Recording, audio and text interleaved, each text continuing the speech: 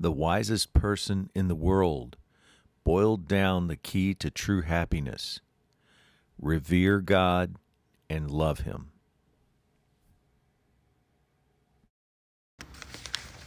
Top of the morning to you.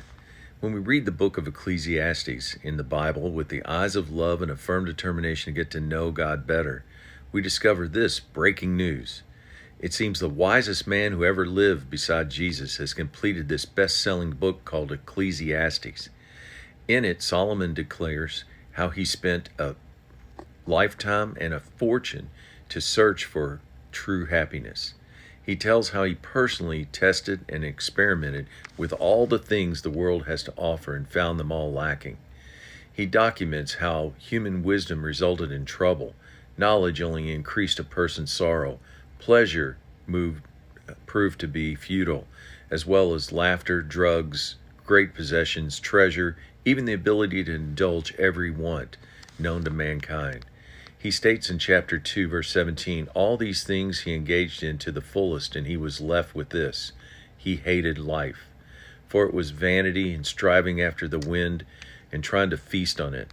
After exhausting all the options, Solomon declared there were only two things he was left with as the most important keys to happiness.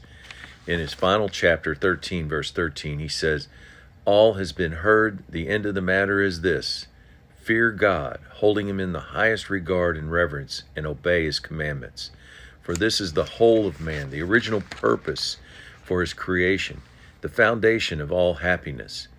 So reverencing God, holding him in awe, recognizing there is no one else who could compare, is the mindset necessary to keep his commandments, which John 14:15 says proves our love for God.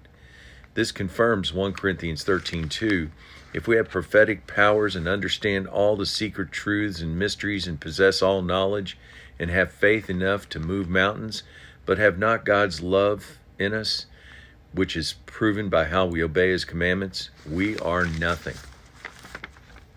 A word of encouragement: it's easy to get overwhelmed by all there is to do in this life. There's so many distractions and temptations that are pulling at our attention.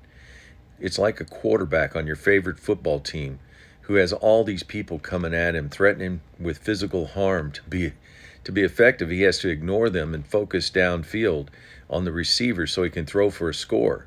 We have to have this same kind of focus on the right priority in life, else we'll never gain ground, always struggling. Solomon's trying to encourage us to keep our eye on what matters most, not temporary distractions. Ecclesiastes 3:14, whatever God does endures forever. Now that's a great investment. Have a great day.